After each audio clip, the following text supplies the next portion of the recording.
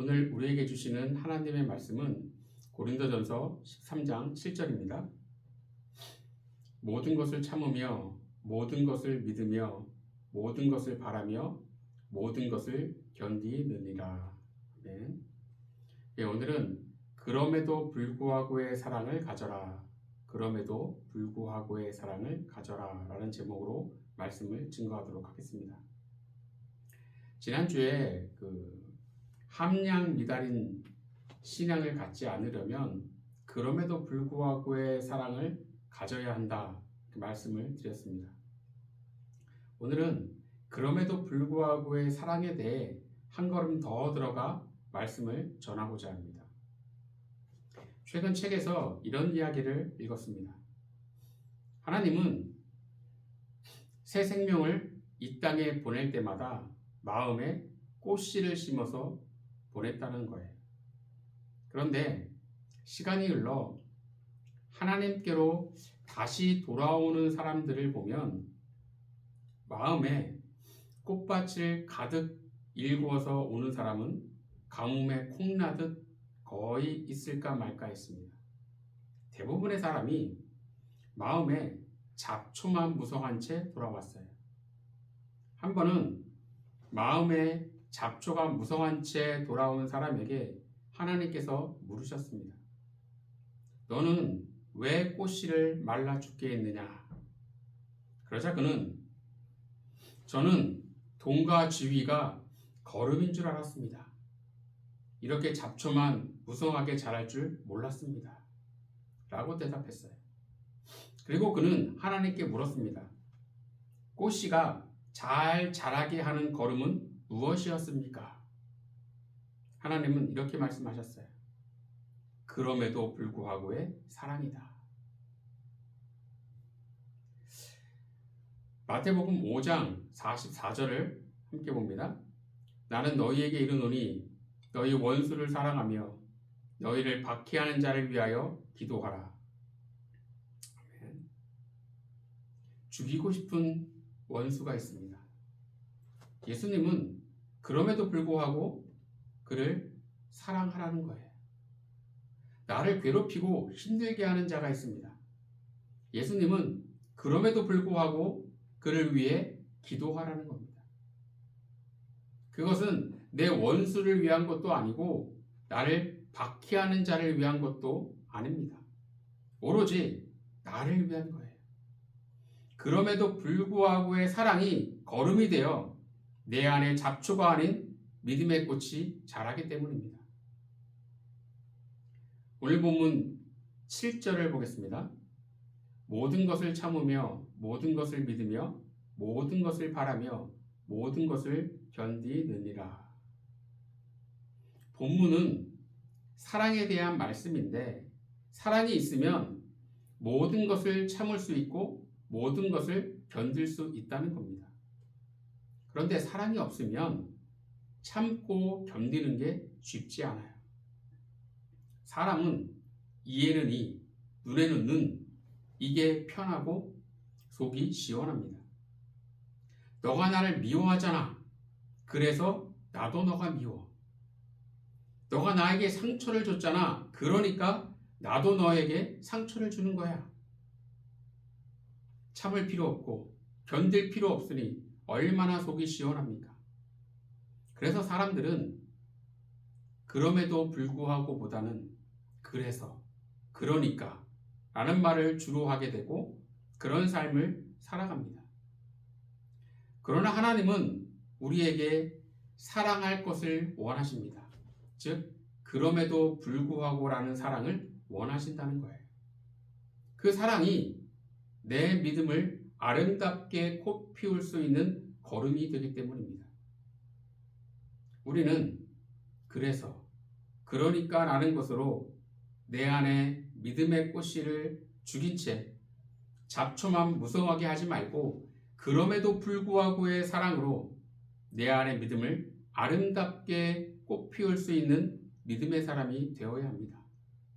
그럼 우리가 그럼에도 불구하고의 사랑을 가지려면 어떻게 해야 할까요? 첫째로는 주님과 함께하길 소망해야 합니다. 다리를 쓰지 못해 휠체어를 타고 지내는 어린 딸을 둔 아버지가 있었어요. 어느 날 아버지가 상자 하나를 들고 집으로 들어오자 딸이 아빠, 그거 뭐야? 라고 물었어요. 아빠는 엄마에게 줄 거야. 엄마 어디 계시니? 라고 말하자 딸은 엄마는 2층에 있는데 아빠, 그거 이리 줘. 내가 들고 갈게. 아빠는 아니, 너는 걸을 수 없는데 어떻게 2층에 있는 엄마에게 가져다 준다는 거야? 라고 했어요. 그러자 딸은 이렇게 대답했습니다. 나는 상자를 들고 아빠는 나를 안으면 되잖아. 아이 혼자서는 할 수 없지만 아빠와 함께하면 할 수 있는 겁니다. 마찬가지로 내 힘으로 할 수 없지만 내 능력으로는 이길 수 없지만 하나님과 함께하면 할 수 있고 이길 수 있는 겁니다. 이사야 41장 10절을 보겠습니다. 두려워하지 말라. 내가 너와 함께함이라. 놀라지 말라. 나는 내 하나님이 됨이라. 내가 너를 굳세게 하리라. 참으로 너를 도와주리라. 참으로 나의 의로운 오른손으로 너를 붙들리라. 하나님께서는 함께 하시겠다고 말씀하십니다. 그런데 그냥 같이 있어 주기만 하는 게 아니라 함께 하면서 굳세게 하고 도와주고 붙들어 주신다는 겁니다. 너 혼자는 할 수 없으니 내가 도와주겠다고. 그러니 나와 함께 하자고 하나님께서 부르시는 거예요. 그런데 문제는 이 부르심에 우리가 응답하고 있느냐는 겁니다. 이사야서 65장 12절을 보겠습니다. 내가 너희를 칼에 붙일 것인즉 다 굽으리고 죽임을 당하리니 이는 내가 불러도 너희가 대답하지 아니하며 내가 말하여도 듣지 아니하고 나의 눈에 악을 행하였으며 내가 즐겨하지 아니하는 일을 택하였음이니라. 네. 본문에 보면 내가 불러도 너희가 대답하지 아니하며 내가 말하여도 듣지 아니하고 라고 말씀하고 있어요. 이스라엘 백성을 굳세게 하고 도와주고 붙들어주기 위해 아무리 불러도 아무리 말해도 대답하지 않고 듣지 않는다는 겁니다. 즉 하나님은 함께하고 싶은데 이스라엘 백성은 하나님과 함께하려 하지 않는 겁니다. 이런 상황에서 하나님께서 할 수 있는 것은 무엇일까요? 본문 서두에 보면 내가 너희를 칼에 붙일 것인즉 다 굽으리고 죽임을 당하리니. 여기서 굽으리고 죽임을 당하리라는 것은 엎드린 상태에서 칼로 죽임을 당한다는 겁니다. 이것이 의미하는 것은 철저한 징계, 심판을 받게 하겠다라는 거예요. 아무리 불러도 대답하지 않고 아무리 말해도 듣지 않으면 어쩔 수 없이 철저한 징계와 심판을 할 수밖에 없다는 거예요. 그렇게라도 해야 하나님의 부르심에 대답하고 하나님의 말씀을 듣기 때문이고 그렇게라도 해야 하나님과 함께하기 때문입니다. 오늘 본문에서 말씀하고 있는 모든 것을 참고 믿고 바라고 견디는 것은 내 힘으로는 내 능력으로는 불가능합니다. 그래서 하나님과 함께해야 하는 거예요. 하나님과 함께할 때 그럼에도 불구하고의 사랑이 생기면서 참고 믿고 바라고 견디는 힘을 발휘할 수 있는 겁니다. 이것을 잊지 마시고 하나님과 함께하는 가운데 그럼에도 불구하고의 사랑이 풍성한 저와 여러분이 되기를 간절히 축원합니다.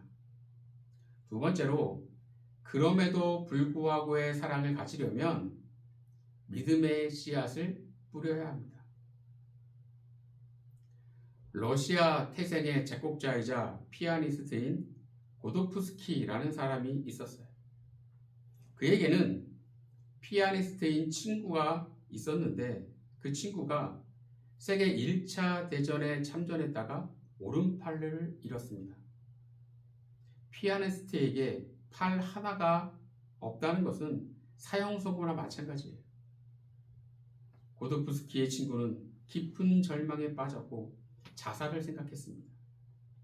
이때 고도프스키는 친구를 위해 왼손만으로도 피아노를 칠 수 있는 곡을 만들어 친구에게 가져갔어요.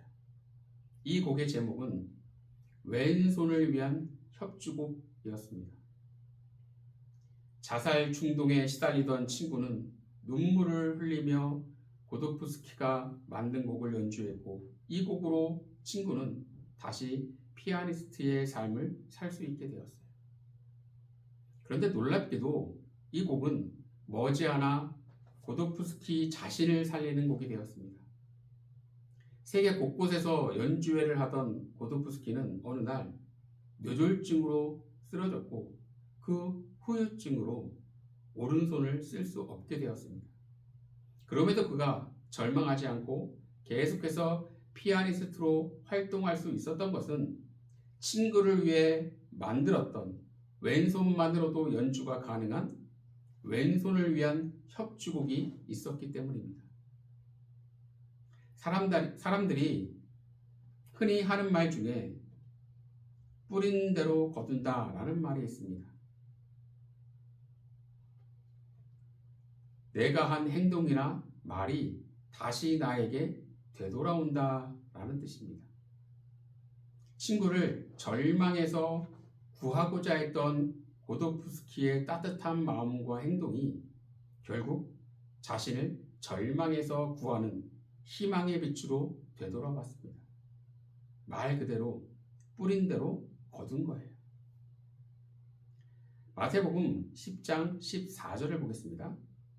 누구든지 너희를 영접하지도 아니하고 너희 말을 듣지도 아니하거든 그 집이나 성에서 나가 너희 발의 먼지를 털어버리라. 이 말씀은 예수님께서 제자들에게 하신 말씀입니다. 제자들이 집집마다 다니며 전도하는데 만약 어떤 집에서 너희를 받아주지 않으면 너희 발의 먼지를 털어버리라는 거예요. 먼지를 털어버리는 것은 미련을 갖지 말고 단호하게 끊어내라는 뜻입니다. 복음을 받아들이지 않고 거절하는 자를 이방 취급하라는 거예요. 결국 복음을 받아들이지 않는 것에 대한 책임을 본인이 지라는 겁니다. 그래서 마태복음 10장 15절에서는 이렇게 말씀하고 있어요. 내가 진실로 너희에게 이르노니 심판날에 소돔과 고모라 땅이 그 성보다 견디기 쉬우리라. 복음을 받아들이지 않은 결과 하나님의 심판이 있을 것인데 그 정도가 소돔과 고모라의 심판보다 더 강하다는 겁니다. 그만큼 처절하고 엄한 심판이 있다는 거예요. 복음을 받아들일 것인지 아닌지는 본인의 선택입니다.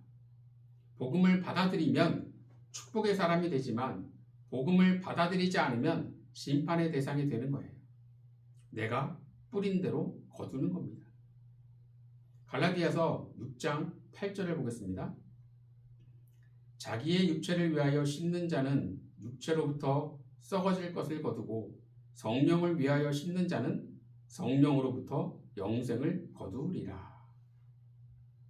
여기서 육체를 위하여 라는 말은 육신에 져서 육신을 위해 산다는 뜻입니다. 그리고 썩어질 것이라는 것은 영원한 죽음을 의미합니다. 그래서 자기의 육체를 위하여 심는 자는 육체로부터 썩어질 것을 거두고 라는 말씀은 육신에 져서 육신을 위한 삶을 살게 되면 영원한 죽음, 즉 지옥이라는 심판을 바뀌어야 된다는 거예요. 그러나 반대로 성령을 위하여, 즉 성령에게 져서 성령을 위한 삶을 살면 영생, 천국이라는 축복을 얻는다는 겁니다. 뿌린 대로 그대로 되돌아오는 거예요. 지금 여러분은 여러분의 인생이라는 밭에 무엇을 뿌리고 있습니까? 우리는 오늘 본문에서 말씀하고 있는 참음을 뿌리고 믿음을 뿌리고 소망을 뿌리고 견디는 인내를 뿌려야 합니다. 그래야 그것이 그럼에도 불구하고의 사랑이라는 결실로 되돌아오고 믿음의 꽃이 만발한 믿음의 사람이 되는 것입니다. 우리는 살면서 그럼에도 불구하고의 사랑이 필요한 그런 상황을 너무나도 많이 만나게 됩니다. 그런데 이때 보이는 모습은 그럼에도 불구하고 보다는 그래서, 그러니까 라는 악한 마귀가 원하는 모습으로 대응할 때가 많습니다. 그러나 하나님께서 원하시는 것은 우리가 그럼에도 불구하고의 사랑의 모습입니다. 그럼 우리가 그럼에도 불구하고의 사랑을 가지려면 어떻게 해야 할까요? 첫째는 주님과 함께하길 소망해야 합니다. 둘째는 믿음의 씨앗을 뿌려야 합니다. 바라기는 이 두 가지를 잊지 않는 가운데 그럼에도 불구하고의 사랑으로 믿음의 꽃을 아름답게 피워 하나님의 기쁨이 되는 저와 여러분이 되기를 간절히 축원합니다. 기도하겠습니다. 하나님, 지금 우리의 모습은, 우리의 삶은 그럼에도 불구하고의 사랑이 있어 그것으로 믿음의 꽃씨를 자라게 하는 밑거름으로 삼고 있는지 우리의 삶을 뒤돌아보게 하여 주시옵소서. 그래서 이제 그럼에도 불구하고의 사랑으로 믿음의 씨앗을 잘 자라게 해 주님의 기쁨이고 주님의 자라게 될 수 있을 만한 믿음의 사람으로 거듭나게 하여 주시옵소서. 모든 것 주님을 의지하오며 예수님 이름으로 기도드리옵나이다. 아멘.